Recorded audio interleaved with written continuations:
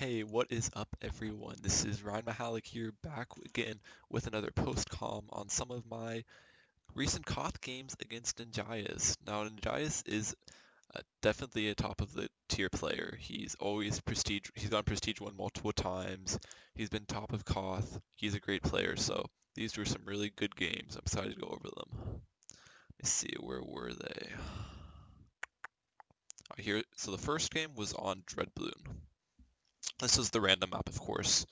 Um, I go Dartling Bomb. It looks like he went Dart Farm Ace. Started off with an anti-stall, so then he wouldn't be able to get any bananas first round.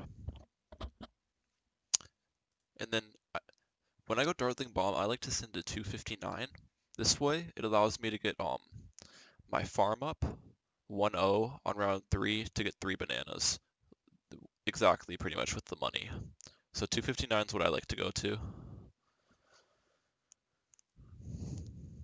As you can see, I'll get 3 bananas this round because of that. He forces my powerful darts here, so that's alright, and I send him some pinks, just a few, to force the 0-2 dart. So pretty standard start here. So the reason I said oops was because I went to 264, where instead if I went to 262, I'd be able to afford the plantation at 130. But because of that, I get up my plantation a little late. So normally what I like to do is I go 259 and then I'll send 2 pinks round 4 to force some defense for the dart, and then I'll be able to get up my plantation at 130 game time. Then I send him some blacks just to force the second trip dart. He actually goes aggro with greens, which I think this was a bad move, honestly.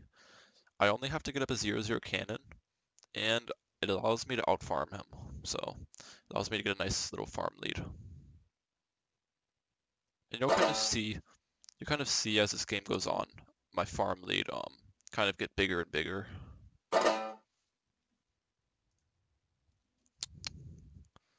So I sent him some yellows here just to force this bolt, and then I'm guessing he's going to send some yellows back to force my cluster. So again, this is pretty standard stuff. Nothing crazy has been going on yet.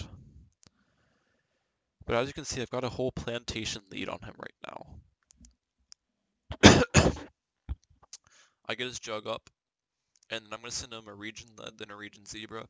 It's pretty cheap, and it'll force a second bolt, so that's what I like to do. Round 12, he's going to send me a camel lead just to force the plutonium darts. And then he sends me a zebra rush. I like to get my second dartling gun right here. It helps break down the black and zebra layers that the cannon can't hit. So it's kind of just personal preference, and then I get up the plutonium, of course, to deal with the camo leads, but yeah, I didn't leak too much, so that was pretty solid. As you can see, I actually have 2 plantation lead right now, so he's not going to be able to get a BIA due to his over-ecoing, so that's a big advantage for me. Round 25, he goes for some region leads. I just go for my BIA, and I'm able to afford the faster shooting for my cannon, so I can easily deal with those region leads.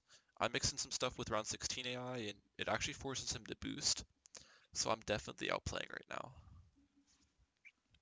He does have a slight eco lead, but that will get diminished due to my BIA, and despite that, I do have a BIA, and I'm up a boost, so I'm very happy with how his game's going so far. He mixes in with round 18 AI. Honestly, not a great rush. He wasted a balloon boost, and I defended pretty much with ease.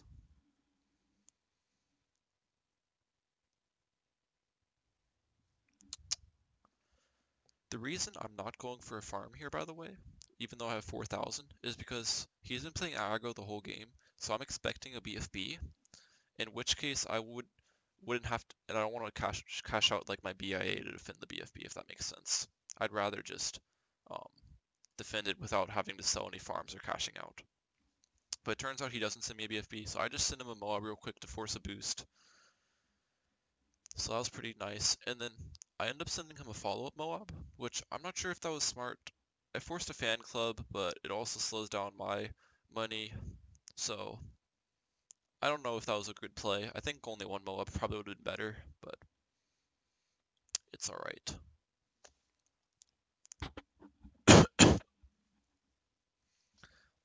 So here's an interesting thing.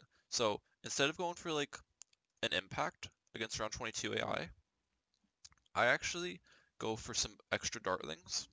The reason being, this is about the same price as going for the impact, but if you were to mix in camo ceramics, this defense would handle camo ceramics. So that's the reason I go for dartlings instead of going for an impact against the ceramics and the AI. So as you can see, him being aggro at the start of the game is costing him now, as I have a farm lead, a BIA, and I have more eco than him right now. Plus, I'm up 2 boosts.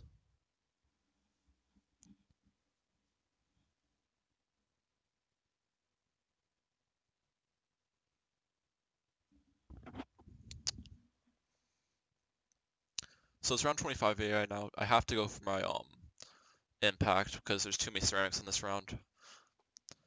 And yeah, pretty standard stuff so far. He sends me a BFB, which is a weird move because I have 3 facilities up, so I can easily afford the defense without cashing out or anything to defend this. Um, I'm not exactly sure why he did that. Definitely not a good move. It just allows me to get even farther ahead in farms and to drain some of his eco. Plus, I needed to get those Moab Maulers up anyways for around 27 AI. So, I'm not exactly sure what the reason was behind that rush.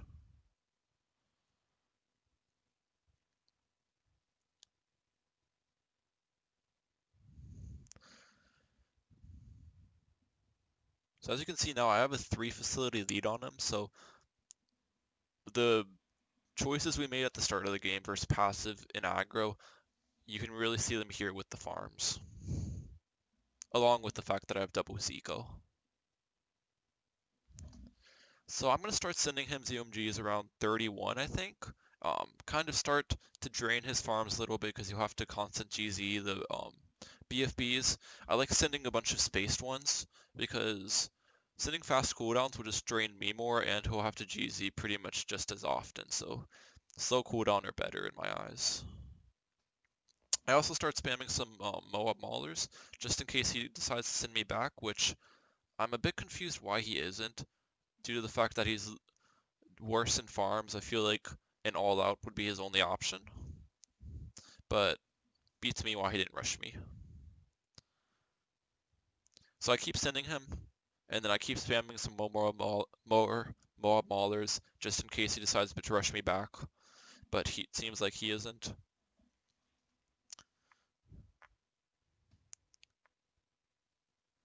As you can see, what these space CMGs are doing is he keeps on having to sell farms to constant GZ, so it's slowly draining his farms, in which case I have more farms than him, so I'm getting more income still, even though I'm sending ZOMGs.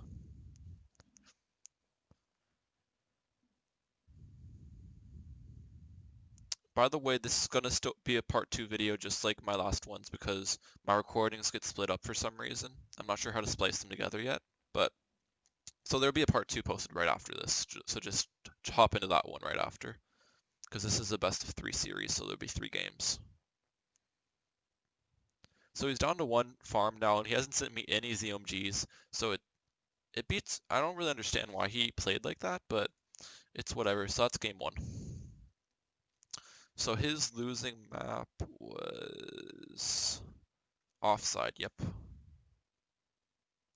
So I normally go Dartling Bomb on this map, but I wanted to try this eco strat out. It's Tac Ninja Village. So the great thing about this strat, it's the best eco strat currently in my eyes, is the Tac just allows you to eco so hard early game, and it's also great for defending like BFB rushes, ZOMG rushes, great for the Moab layers and stuff. While the Ninja, in combination with the Village, is super good late game. The Village ability just buffs the Ninja so much. It helps its pierce, its attack speed, its range. So it's a really good combination. The main things with the strategy is you need to have enough money for a Ring of Fire on round 10, and then Camo Detection Village next to it on round 12. And the Ring of Fire pretty much will carry you through the leads, the zebras, the rainbow rushes, and then of course, you need the camo detection just for the camos. So that would help you with camo leads as well. So you'll chill with that defense, and then around 15, you're gonna need up a ninja for ceramics. So I'm just ecoing pretty much as hard as possible right now. He's not going to send me anything because the attack spot's really good. And I normally stop my ecoing around the middle of round 8. Normally it's around 620 eco or so, if they aren't anti-stalling super hard. And I'll go for the village first, just to make the Ring of Fire cheaper, and then I'll go for my Ring of Fire. So the only thing that makes eco in this map not so great is because the Ring of Fire, the best spot's up here, and it kind of anti-stalls the map a little bit, which is not the best. But I kind of want my Ring of Fire towards the front of the map, though, in case he sends like a Moab with leads under it. I want to be able to take out the leads so it doesn't block my ninja shots.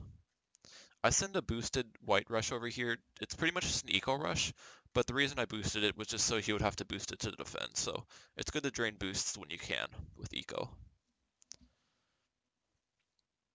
I stopped sending now just to forward my ninja in case he sends me ceramics, which it doesn't look like he is, so I just continue ecoing again. Normally I like to go for around 1,000 eco by around 18, and then I'll go for my Blue Jitsu Ninja in case there's Moab rushes and that type of stuff.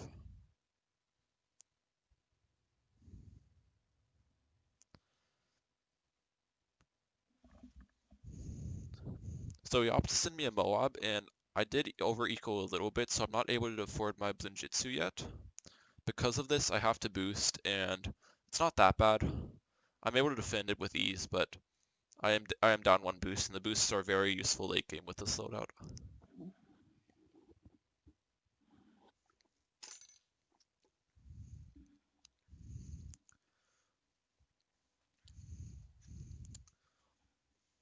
Normally I like to have 1 Blue Jitsu up for Moabs, and then I'll go for like two or so to defend BFBs. If he sends me a BFB, I'll have the 2 Blue Jitsus, and then I'll use 1 Maelstrom or 2 for the Moabs and the ceramics that come out.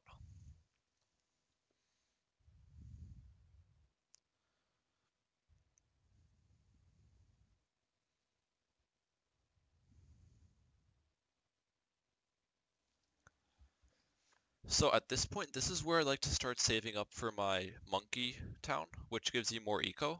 I think it's 20% more. The reason I choose to do around 22 is because this is where he could start sending me a ZOMG. If he were to send me a ZOMG, the timing would work